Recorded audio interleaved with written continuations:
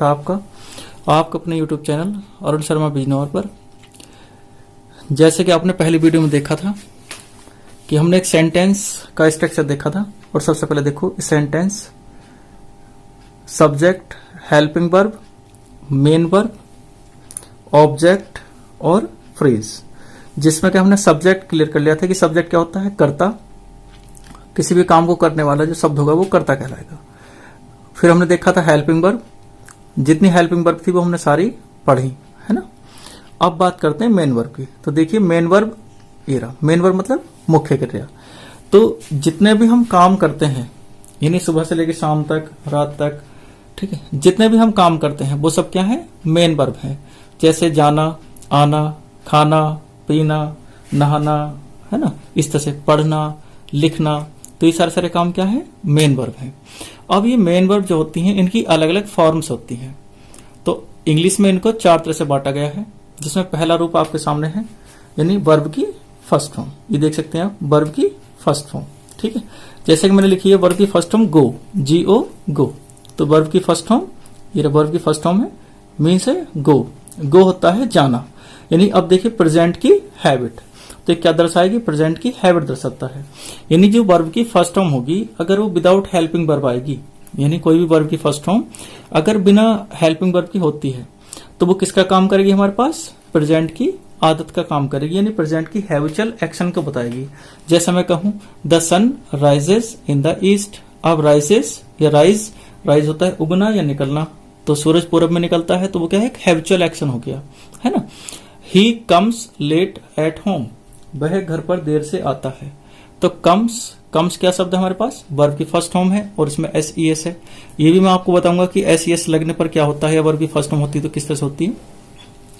तो he comes late at home, तो वो घर पर देर से आता है। तो कैसे आता है, देर से, यानी कम्स, तो उसकी क्या है, एक हैबिट है, कम आने की क्या है, एक आदत है। तो हमने यहाँ पर केवल इतनी सी बात समझ लेनी है कि अगर कहीं भी वर्ब की फर्स्ट फॉर्म होती है, जैसे वर्ब की फर्स्ट फॉर्म है ये रहा गो, जाना, तो क्या दर्शाएगा, वो हमेशा वर्ब की फर्स्ट में प्रेजेंट की आदत को दर्शाएगी। तो मैं एग्जांपल देख लेते हैं। आई गो टू स्कूल डेली, मैं प्रतिदिन स्कूल जाता हूं, तो ये मेरी क्या है, आदत है, हैबिट है, तो गो फर्स्ट फॉर्म है। You always speak the truth, तुम क्या बोलते हो, हमेशा सच बोलते हो, तो ये देखो स्पीक, तो स्पीक कौन सी फॉर्म है, फर्स्ट फॉर्म है। तो इट मीन्स क्या करते हैं हम, यानी हमारे पे क्या है, आपकी वर्ब की फर्स्ट फॉर्म, और फर्स्ट फॉर्म किसका काम कर रही है, मेन वर्ब का काम कर रही है, और मेन वर्ब की फर्स्ट फॉर्म का मतलब है यहाँ पे प्रेजेंट की आदत। अब चलिए अब बात करते हैं वर्ब की सेकंड फॉर्म का। तो देखिए वर्ब की सेकंड फॉर्म कहाँ पे हमारे पास, ये देखो वर्ब की सेकंड फॉर्म। तो ये वर्ब की सेकंड फॉर्म है, इसका क्या ध्यान रखेंगे, वर्ब की सेकंड फॉर्म, ये वेंट, जैसे गो की सेकंड फॉर्म क्या है, वेंट, गो जाता है, और यहां बनाएंगे वेंट गया। तो ये बताएगा पास्ट में कोई काम हुआ, या तो पास्ट में कोई काम हुआ, ये किसी के द्वारा कोई काम किया गया, तो उसके लिए क्या होगा, हमारे पास सेकंड फॉर्म लेकर के चलेंगे। यानी जिस तरह से वर्ब की फर्स्ट फॉर्म होती है उसी तरह से वर्ब की सेकंड फॉर्म होती है, और जो वर्ब की सेकंड फॉर्म होती है ये भी बिना किसी हेल्पिंग वर्ब के ही चलती है, यानी इसी के साथ भी कोई सी भी हेल्पिंग फॉर्म यानी हेल्पिंग वर्ब नहीं लगती है। क्लियर बात यहां तक। अब देख लेते हैं इसके एग्जाम्पल, कुछ एग्जाम्पल मैंने लिखे हैं यहाँ पे, देखो जैसे कि एग्जाम्पल नंबर फर्स्ट आया आपके पास, ये रहा, मैंने लिखा है I went to school, I went to school, यानी मैं स्कूल गया, मैं स्कूल गया, यानी स्कूल जाने का काम हुआ। अब नेक्स्ट पॉइंट देखते हैं, you spoke the truth, you spoke the truth, तुमने सच बोला, तो यहाँ पे कौन सी फॉर्म आई, सेकंड फॉर्म। तो आपने इस तरह से देखा कि वर्ब की फर्स्ट फॉर्म जो होती है और वर्ब की सेकंड फॉर्म जो होती है वो अपना क्या क्या अर्थ निकाल देती है। तो चलिए एक बार रिकैप से सुन लेते हैं, ध्यान से देख लेते हैं बातों को, कि जो वर्ब की फर्स्ट फॉर्म होगी वो हमारी दर्शाएगी हैबिचुअल एक्शन, यानी वो सारे एक्शन बताएगी, वो सारे काम बताएगी जो सुबह से लेकर के शाम तक या रात तक हम अपने काम करते रहते हैं। तो वो सारे किस में आएंगे, वर्ब की फर्स्ट फॉर्म आएंगे, ठीक है। ऐसे हम देख लेते हैं वर्ब की सेकंड फॉर्म। तो वर्ब की सेकंड फॉर्म जो होगी, जो भी हमारे कार्य होते चले जा रहे हैं, या एक काम के बाद फिर एक काम, फिर एक काम के बाद एक काम, यानी जो एक काम के बाद एक काम, यानी वन वर्क आफ्टर अनदर, यानी एक काम के बाद दूसरा काम चलता है, तो उसके लिए हम क्या लेकर के चलेंगे, वर्ब की सेकंड फॉर्म लेकर के चलते हैं। चलिए खैर यहां तक तो क्लियर बात होगी।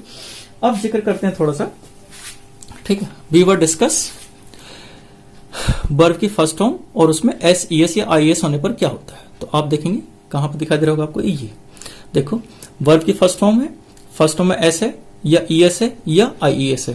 तो ये किस तरह से होता है, जैसे वर्ब की फर्स्ट फॉर्म में मैंने लिखा आपके सामने गो, ठीक। अब इसकी जगह अगर मैं देखो इसे फर्स्ट फॉर्म में एस या ईएस जोड़ता हूं, तो जैसे कि आपको मैं एक नियम बनाऊंगा इसका कि जब सिंगुलर से प्लुरल वाली आप वीडियो लेकर के चलेंगे, एक क्लास होगी सिंगुलर से प्लुरल कि कौन कौन से नाउन सिंगुलर होते हैं और कौन से प्लुरल होते हैं, तो सिंगुलर से प्लुरल बनाने के नियम भी लेकर के चलेंगे हम नेक्स्ट वीडियोस में भी एक एक करके 1 बाय 1।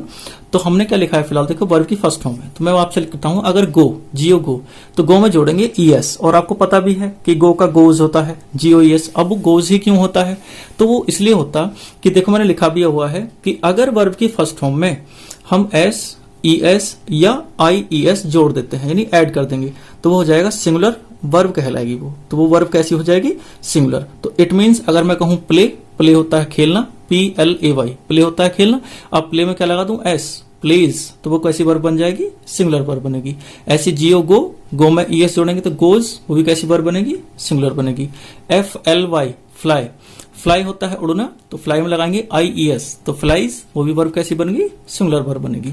लेकिन अगर हम ओनली लेकर के चलें वर्ब की फर्स्ट फॉर्म, यानी वर्ब की फर्स्ट फॉर्म जो होगी ये, इसमें ना तो हम एस जोड़ेंगे, ना ईएस जोड़ेंगे, ना आईईएस जोड़ेंगे, तो वो वर्ब कैसी होगी, प्लुरल वर्ब होगी। अब आप ये बात समझ पा रहे होंगे ध्यान से कि हम ही के साथ गोज ही क्यों करते हैं और आई के साथ गो क्यों करते हैं। क्लियर बात यहाँ, क्योंकि जो सब्जेक्ट होंगे प्लुरल उनके साथ वर्ब चलेगी प्लुरल, यानी फर्स्ट फॉर्म चलेगी, और जो वर्ब होगी सिंगुलर उनके साथ हम वर्ब कैसे इस्तेमाल करेंगे, यानी यूज कैसे वर्ब करेंगे, सिंगुलर ही वर्ब इस्तेमाल करेंगे। आपने सेकंड फॉर्म देखी थी, आप देखते हैं वर्ब की थर्ड फॉर्म। तो वर्ब की थर्ड फॉर्म जो होगी वो सेंटेंस में 2 तरह से काम करती है। पहला काम मेन वर्ब के रूप में करेगी, दूसरा काम एडजेक्टिव के रूप में करेगी। तो अब आप देखें मेन वर्ब के रूप में किस तरह से काम करती है। देखो जहां पे भी होगी मेन वर्ब, क्या अगर कहीं भी क्या होगी, देखो हमारे पास ये मेन वर्ब होगी, ये रहा मेन वर्ब के रूप में, यानी वर्क क्या होगा, कंप्लीटेड, वर्क कंप्लीटेड, यानी चुका, चुकी, चुके, लिया, दिया, किया, कुछ इस तरह के शब्द होंगे। अब ये जो मैंने आपसे शब्द बताया अभी देखो, तो वर्ब की थर्ड फॉर्म जब भी किसी काम को कंप्लीटेड होने के लिए बताएगी, या तो वो काम प्रेजेंट में कंप्लीट होगा, या पास्ट में कंप्लीट हो चुका था, या आने वाले समय में कंप्लीट हो चुका होगा। लेकिन जब भी वर्ब की थर्ड फॉर्म होगी तो वो क्या दर्शाएगी हमारे पास, नंबर 1 क्या काम दर्शाएगी, यानी वो किसी भी काम को कंप्लीट होना दर्शाएगी। तो इस बात पर हम फोकस करेंगे पहला।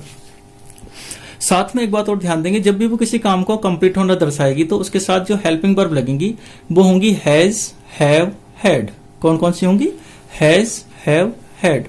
ये वर्ब मुख्य रूप से होती हैं, यानी काम को कंप्लीट करने की अवस्था में। जैसे आप एक एग्जाम्पल भी देख सकते हैं, जैसे मैंने लिखा हुआ है, देखो ये example number 1, I have completed my work. I have completed my work. मैंने अपना काम पूर्ण कर लिया है, या मैंने अपना काम समाप्त कर लिया है। तो यहाँ पे क्या है, एक काम समाप्त होने की कंडीशन है। अगर इस हैव की जगह पे मैं रख दूं हैड, क्या रख दूं यहाँ पे, हैड, कि I had completed my work. It means मैंने अपना काम पूरा कर लिया था, यानी काम पूरा कर चुका था, है ना, इससे बात होगी। अब देखते हैं अगर मैं यहां पर लगा दूं will, I will have completed my work, तो यानी मैं अपना काम पूरा कर लूंगा, यानी आने वाले समय में, या मैं अपना काम कंप्लीट कर चुका होऊंगा, पूरा कर चुका होऊंगा। तो यानी यहाँ पे हमारे पास क्या करती है, मेन वर्ब जो थर्ड फॉर्म में होगी वो काम पूरा होना दर्शाएगी। अभी इनके बारे में और जो मुख्य मुख्य कार्य होते हैं वो आगे लेकर के चलेंगे हम नेक्स्ट क्लासेस में। अभी तो फिलहाल थोड़ा थोड़ा बेसिक जानकारी लेकर के चल रहे हैं। चलिए ये देखिएगा आप, हम मोस्टली बहुत कम जानते हैं कि वर्ब की जो थर्ड फॉर्म होती है वो एडजेक्टिव वाइज भी काम करती है, लेकिन कब देख लेते हैं, एडजेक्टिव के रूप में। यानी एडजेक्टिव का रूप कहां पर निकलेगा, पहले से ही पूर्ण या हुआ हुआ है। यानी जब हम किसी काम को ये कह रहे हो कि ये काम पहले से ही कंप्लीटेड है या पहले से ही हुआ हुआया है, कुछ इस सेंस में कह रहे हो, पहले से ही हुआ हुआया। जैसे मैं कहूं कि यह पेन टूटा हुआ है, तो कैसा है, टूटा हुआ, क्योंकि एडजेक्टिव की एक पहचान होती है, वो शब्द होती है कैसा या कैसे से निकाल के लेकर चलते हैं हम। तो यह पेन टूटा हुआ है, तो कैसा पेन है, टूटा हुआ, यानी कैसी विशेषता निकल गई, टूटा हुआ। क्योंकि जो एडजेक्टिव होते हैं, एडजेक्टिव 2 तरह के होते हैं। एक होते हैं रेडीमेड, यानी रेडीमेड मतलब जो पहले से ही बने बनाए होते हैं, जैसे वाइज यानी बुद्धिमान, है ना, इंटेलिजेंट समझदार हो गए एक तरह से करके आप बोल सकते हैं, है ना, टॉल लंबा, है ना, इस तरह करके। बिग स्मॉल छोटा, यानी ये सब क्या कहलाएंगे, एडजेक्टिव कहलाएंगे। लेकिन कैसे वाले एडजेक्टिव होंगे ये यानी विशेषण होंगे, लेकिन कैसे वाले, जो ऑलरेडी बने बनाए हैं, यानी रेडीमेड। लेकिन जो कुछ एडजेक्टिव नए वाले बनाने होते हैं, जो हम बना सकते हैं, तो बनते हैं वर्ब से। यानी वर्ब की अगर फर्स्ट फॉर्म का हम क्या बना दें, थर्ड फॉर्म बना दें, तो वो वर्ब के साथ साथ किसका भी काम करती है, एडजेक्टिव का भी काम करती है। जैसे कि देखो यहाँ पे सेंटेंस देख लीजिए आप। पहला sentence, this car is sold. यहाँ पे देखो सेल, सेल की थर्ड फॉर्म क्या है, सोल्ड, यानी सेल की थर्ड फॉर्म क्या है, सोल्ड। तो यहाँ पे जो थर्ड फॉर्म है ये सोल्ड, ये किसका काम कर रही है, यहाँ पे देखने में वर्ब है लेकिन काम किसका कर रही है, एडजेक्टिव का। यानी यह कार जो है वो कैसी है, बिकी हुई है, अर्थात पहले से ही बिकी हुई है। तो कैसी कार है, बिकी हुई। अब यहाँ पे अगर मान लीजिए एग्जाम में अंडरलाइन कर दिया सोल्ड, सोल्ड को अंडरलाइन कर दिया और हमसे ऑप्शन दिए गए कि बताइए दिए गए शब्द में कौन सा पार्ट्स ऑफ स्पीच है, नाउन है, वर्ब है, एडजेक्टिव है, एडवर्ब है। तो जाहिर सी बात है, हमें पता है सेल, सेल की सेकंड और थर्ड फॉर्म होती है सोल्ड, सोल्ड। तो हम जाहिर सी बात है यानी वर्ब पे टिक मार्क आएंगे और हमारा आंसर क्या होगा, वो गलत हो जाएगा। लेकिन अब हमने पता लग चुका है तो हम क्या करेंगे, सेंटेंस को गलत नहीं कर सकते। क्लियर बात है, तो इस बात का भी यहाँ पे ध्यान देंगे आप। तो सोल्ड क्या है, यहाँ पे एडजेक्टिव का काम करेगा। अब देखते हैं example number second, window was broken, window was broken, खिड़की टूटी हुई थी। तो खिड़की कैसी थी, टूटी हुई। तो कैसी थी, टूटी हुई। तो ब्रोकन, वर्ब की थर्ड फॉर्म है ब्रोकन, कैसी फॉर्म है, यहाँ पे थर्ड फॉर्म है, तो किसका काम करेगी, एडजेक्टिव का काम करेगी। तो इसलिए भी क्या हो गया, ब्रोकन यहाँ पे किसका काम करेगा, एडजेक्टिव का।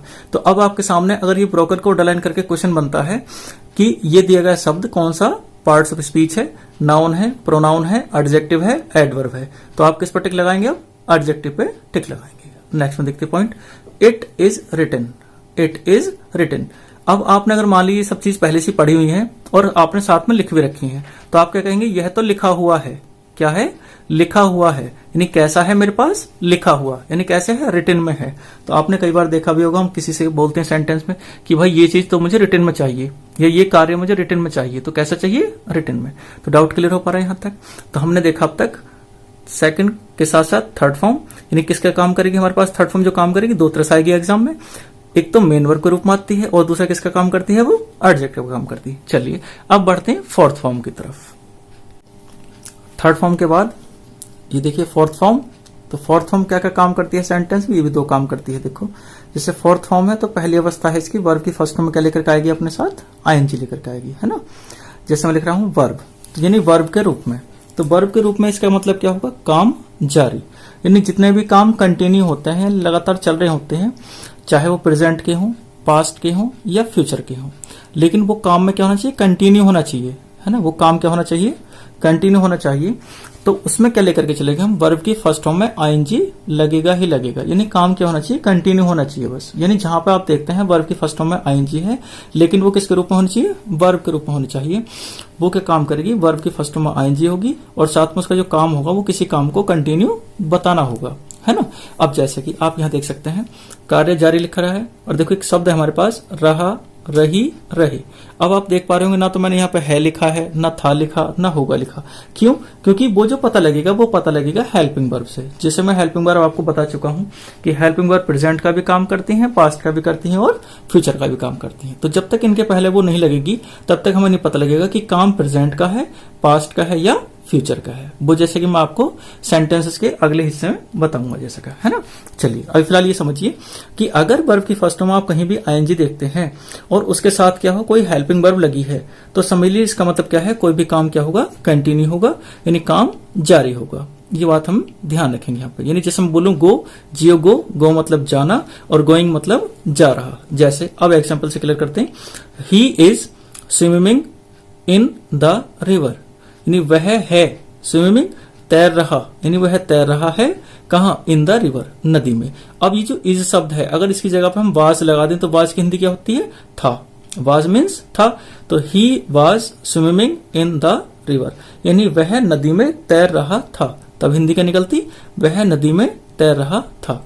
अब ऐसे अगर मैं यहां पर लगा दूं will we, he will be swimming in the river, यानी वह नदी में तैर रहा होगा।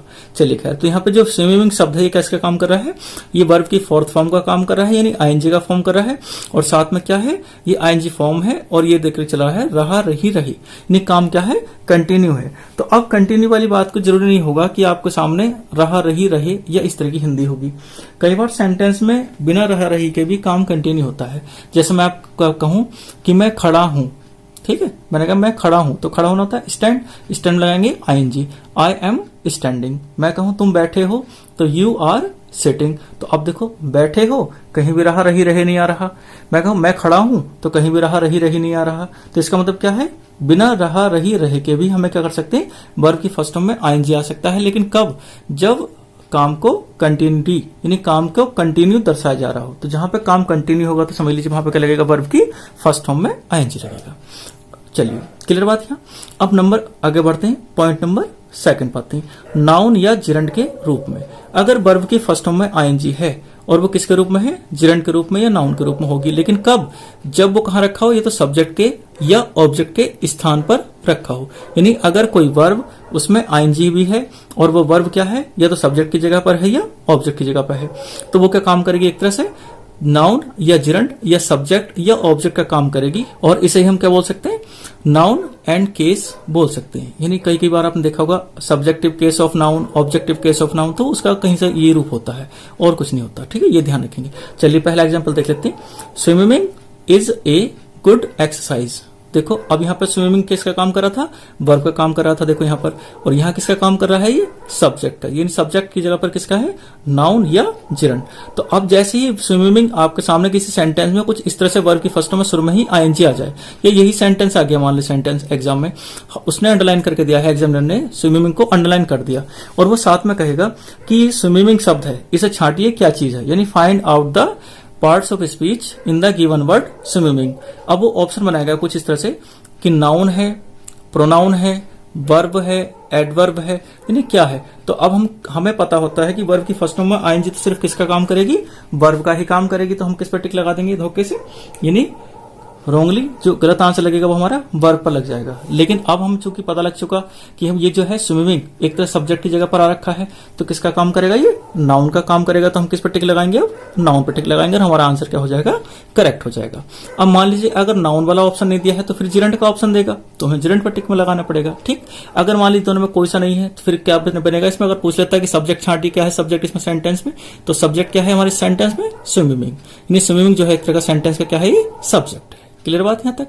अब point number 2, reading is a good habit. Reading is a good habit, यानी पढ़ना एक अच्छी आदत है। अब यहां देखो, रीडिंग यहां किस लिए आया था, ये वर्ब के रूप में है यहां पर कि वह किताब पढ़ रही है। और यहां देखना रीडिंग यहां पे किसकी जगह पर आया, सब्जेक्ट की जगह पर आया। जैसे स्विमिंग था ऐसे रीडिंग आया हमारे पास सेंटेंस में। तो reading is a good habit, तो रीडिंग कैसी आदत है, एक अच्छी आदत है। चलिए, तो ये रीडिंग है, ये भी किस तरह से किसका काम करेगा, यहाँ पे या तो नाउन का काम कर रहा है या जिरंड का काम कर रहा है, और किसके स्थान पर है, ये सब्जेक्ट की जगह पर है। तो किस लिए क्या ध्यान रखेंगे, यहाँ पे रीडिंग किसका काम कर रहा है, या तो नाउन, जिरंड या सब्जेक्ट। डाउट क्लियर यहाँ पे। चलिए पॉइंट नंबर देखते हैं, थर्ड, आई प्रीफर, मैं प्रीफर करता हूं रीडिंग पढ़ना, टू राइटिंग, टू राइटिंग, यानी मैं पढ़ना ज्यादा पसंद करता हूं किसकी अपेक्षा, लिखने की अपेक्षा। अब देखो यहां तो ये आईएनजी वाला फॉर्म क्या था, कॉन्सेप्ट हमारे पास सब्जेक्ट की जगह पर था, लेकिन यहां किसकी जगह पर आया है, ऑब्जेक्ट की जगह पर। तो रीडिंग और राइटिंग ये क्या काम करेंगे, यहां पर दोनों ऑब्जेक्ट का काम करेंगे, और यहाँ पे क्या है, ये या तो नाउन है या जिरंड है, यानी ये लास्ट में भी आ सकते हैं। अब मान लीजिए रीडिंग और राइटिंग अगर एग्जाम में आ जाए हमारे पास, तो हम क्या टिक करने वाले हैं, इसका जल्दी से आंसर वर्ब ही टिक कर देंगे। लेकिन अब चूंकि हमें पता लग चुका, तो अब इसमें हम गलती नहीं करेंगे। तो हम इनको क्या आंसर देंगे इनका, या तो हम बताएंगे ये ऑब्जेक्ट है, या बताएंगे नाउन है, या क्या बताएंगे हम, जिरंड है, यानी ये वाली चीजें हम इसके बारे में बताएंगे। ठीक, चलिए पॉइंट नंबर देखते हैं, fourth, his writing is very good. क्या, ये रहा देखो, his writing is very good. तो आपने कई बार देखा होगा जब हम बच्चों को लिखते देखते हैं तो बहुत अच्छा लिख रहे होते हैं, साफ सुथरा लिख रहे हैं, नीट एंड क्लीन लिख रहे हैं, बिल्कुल, है ना, यानी डूडल वगैरह नहीं कर रहे, स्क्रिबल वगैरह नहीं कर रहे, तो हम क्या बोलते हैं, इस बच्चे की राइटिंग बहुत अच्छी है। तो क्या है, राइटिंग, यानी लिखावट, उसकी लिखावट कैसी है, अच्छी है। तो क्या अच्छी है, लिखावट। तो राइटिंग, तो ये जो राइटिंग शब्द है ये भी किसका काम करेगा, यहाँ पे नाउन का काम करेगा और साथ में किसका, जिरंड का या फिर एक सब्जेक्ट का काम करेगा। तो मैं समझता हूं कि आपको ये वर्ब वाला टॉपिक क्लियर हो गया होगा। चलिए अभी हालांकि और विशेष जानकारी इसके आगे और पार्ट में करेंगे हम, ठीक है। जैसे कि एक वीडियो मैंने अपलोड की थी कि कुछ वर्ब फर्स्ट फॉर्म वाली कैसे होती हैं, सेकंड फॉर्म कैसे होती हैं, थर्ड फॉर्म कैसी होती हैं या आईएनजी वाली फॉर्म कैसे होती हैं। और ये भी देख लीजिए आप कि जो वर्ब की फर्स्ट फॉर्म होती है और उसकी जो सेकंड या थर्ड फॉर्म होती है तो वो मोस्टली या तो ईडी लगाने से बन जाती है या जीएसटी लगाने से बन जाती है या ईएन लगाने से बनती है या फिर आपको सेकंड फॉर्म और थर्ड फॉर्म बिल्कुल ही डिफरेंटेट होती है। वो वैसे मैं एक वीडियो में अपलोड कर चुका हूं, उसका सेकंड पार्ट बहुत जल्दी अपलोड करूंगा, ठीक है। चलिए बस आपने कंटिन्यू बने रहना है, पढ़ते रहना है। चलिए तो अभी क्या पोर्शन बचा देखो हमारे पास, जैसे कि आप देख पा रहे होंगे। सबसे पहले हमने सब्जेक्ट क्लियर किया, हेल्पिंग वर्ब क्लियर की थोड़ी सी, मेन वर्ब क्लियर किया थोड़ा सा हमने। अब क्या देखेंगे हम, ऑब्जेक्ट, यानी ऑब्जेक्ट पर थोड़ा फोकस करेंगे क्योंकि ऑब्जेक्ट एक ऐसा हिस्सा है जो एक वर्ब का ही चैप्टर है पूरा हमारे पास, ट्रांजिटिव और इंट्रांजिटिव वर्ब। तो ट्रांजिटिव और इंट्रांजिटिव वर्ब जो है वो कहां से क्लियर होंगी, वो ऑब्जेक्ट से ही क्लियर होती है, क्योंकि जब तक ऑब्जेक्ट का नहीं पता होगा तब तक हम ये नहीं बता पाएंगे कि वर्ब ट्रांजिटिव है या इंट्रांजिटिव। तो चलिए चलते हैं ऑब्जेक्ट की तरफ। कर्म मतलब कोई एक ऐसा शब्द जिसके ऊपर कोई काम किया जा रहा हो। जैसे कि मान लीजिए हम पढ़ रहे हैं, तो पढ़ क्या रहे हैं, तो इस क्या का जो आंसर होगा वही क्या निकल के आएगा, ऑब्जेक्ट होगा। ये किसे कर रहे हैं कोई काम, या किसके ऊपर कर रहे हैं, वो क्या होगा हमारे पास, ऑब्जेक्ट होता है। चलिए तो कर्म यानी जिसके ऊपर वर्ब क्या करेगी, जिस शब्द पर जोड़ देगी, ठीक। तो अब देखते हैं। तो जैसे आप देख पा रहे होंगे ऑब्जेक्ट, कर्म। तो ऑब्जेक्ट होता है दो तरह से, पहला है इनडायरेक्ट ऑब्जेक्ट और दूसरा होता है डायरेक्ट ऑब्जेक्ट। इनडायरेक्ट ऑब्जेक्ट और डायरेक्ट ऑब्जेक्ट। जो इनडायरेक्ट ऑब्जेक्ट होता है वो सेंटेंस में आता है पहले, यानी वर्ब के तुरंत बाद आता है, और जो डायरेक्ट ऑब्जेक्ट होगा वो इनडायरेक्ट ऑब्जेक्ट के बाद में आएगा। अगर मान लीजिए दोनों में से एक ही ऑब्जेक्ट दे रखा हो सेंटेंस के अंदर, तो वर्ब के तुरंत बाद वही ऑब्जेक्ट आ जाएगा जो भी सेंटेंस में दे रखा होगा। तो चलिए पहचान करते पहले वाले की, यानी इनडायरेक्ट ऑब्जेक्ट क्या होता है। तो इनडायरेक्ट ऑब्जेक्ट के अंतर्गत आती हैं लिविंग बीइंग्स। लिविंग बीइंग्स यानी सारे वो सब आएंगे जो लिविंग होंगे। जैसे मैंने आपके सामने लिखा है हीरा, क्या पहला शब्द हमारे पास आप समझ पा रहे होंगे, हिम, हर, यू, देम, मी, अस या नेम। यानी ये सारे शब्द क्या होंगे हमारे पास, लिविंग बीइंग ऑब्जेक्ट कहलाते हैं। हिम उसे, हर उसे, यू तुम्हें, देम उन्हें, मी मुझे, अस हमें, नेम यानी किसी के नाम को, जैसे हम कुछ भी नाम ले सकते हैं। चलिए बढ़ते हैं पॉइंट नंबर 2। डायरेक्ट ऑब्जेक्ट कौन से होते हैं, नॉन लिविंग। नॉन लिविंग यानी निर्जीव, लिविंग सजीव, नॉन लिविंग निर्जीव, यानी सारी टोटल निर्जीव वस्तुएं किसमें होंगी हमारे पास, नॉन लिविंग के अंतर्गत आती हैं, जिनके ऊपर वो काम करते हैं। जैसे मैं आपको सामने दिखाई दे रहा होगा शब्द देखो, book, car, money, letter, cricket, और भी शब्द हो सकते हैं, ये मैंने गिने चुने रखे हैं आपके सामने। चलिए अब ऑप्शन पर जाते हैं, कुछ यानी एक्सरसाइज पढ़ते हैं, यानी एग्जाम्पल वगैरह देख लेते हैं इसकी। पहला example, he return me my book. He return उसने लौटा दी, माई बुक मी उसने लौटा दी, मी मुझे, माई बुक मेरी किताब। तो अब देखो ये जो मी शब्द है ये कैसा ऑब्जेक्ट है हमारे पास, इनडायरेक्ट वाला है, और माई बुक यानी जो बुक शब्द है ये कैसा है हमारे पास, ये डायरेक्ट ऑब्जेक्ट है, ठीक है। दोनों चीजें क्लियर हुई। अब जैसे ही इनका क्रम हो जाएगा उलट, यानी उल्टा क्रम हो जाएगा, यानी आपका डायरेक्ट अगर पहले आ जाए और इनडायरेक्ट बाद में हो जाए कई बार सेंटेंस, क्योंकि एक्टिव पैसिव में बहुत बड़ी दिक्कतें होती हैं जब एक्टिव पैसिव बनाते हैं हम, नहीं एक्टिव टू पैसिव या पैसिव टू एक्टिव बनाते हैं, उस समय हम धोखा लगता है इस बात का। वो उस चैप्टर जो हम एक्टिव पैसिव वाले चैप्टर करेंगे तो बहुत अच्छे से समझ पाएंगे। देखो चलिए तो सेकंड पॉइंट देखते हैं, ही रिटर्न उसने लौटा दी, माई बुक मेरी किताब, टू मी मुझे। यानी अब अगर ये क्रम कभी भी उलट जाता है, यानी डायरेक्ट ऑब्जेक्ट पहले होता है और इनडायरेक्ट बाद में होता है, तो उनके बीच में क्या आना जरूरी है, फिर बीच में टू आना जरूरी है, ये ध्यान रखेंगे। तो उसने मेरी किताब मुझे लौटा दी। नेक्स्ट पॉइंट देखते हैं, I am teaching you. I am teaching you मैं तुम्हें पढ़ा रहा हूं। आई एम टीचिंग यू मैं तुम्हें पढ़ा रहा हूं, क्या, इंग्लिश, मैं तुम्हें इंग्लिश पढ़ा रहा हूं। तो देखो जो क्या शब्द होता है क्या से निकल कर आता है, डायरेक्ट ऑब्जेक्ट, और जो किसे होता है उससे निकल कर आता है हमारे पास इनडायरेक्ट ऑब्जेक्ट, है ना। चलिए तो I am teaching you English, तो मैं तुम्हें इंग्लिश पढ़ा रहा हूं। क्लियर है यहां तक doubt. Point 4, I am teaching मैं पढ़ा रहा हूं इंग्लिश टू यू। अब देखिएगा इंग्लिश पहले आया है और यू बाद में आया है, यानी डायरेक्ट पहले है और इनडायरेक्ट बाद में है, तो इनके बीच में के जोड़ने का आया है टू। तो डाउट क्लियर है कुछ, यानी हम यहां तक समझ पाए कि सब्जेक्ट क्या होता है, हेल्पिंग वर्ब क्या होती हैं, मेन वर्ब क्या होते हैं, ऑब्जेक्ट क्या होती है और आपका फ्रेज। अब बचा फ्रेज। तो देखिएगा फ्रेज आप फिलहाल तो ये समझ लीजिए बस, जो इन शब्दों के अलावा यानी 4 चीजों के अलावा जो भी एक्स्ट्रा सेंटेंस होगा, जो भी बचे कुछ शब्द रह जाएंगे सेंटेंस के, जो रिमेन सेंटेंस होता है वो सारा क्या है, फ्रेज है। बस ये मान लीजिए कि वाक्यांश है, वाक्य का एक हिस्सा है।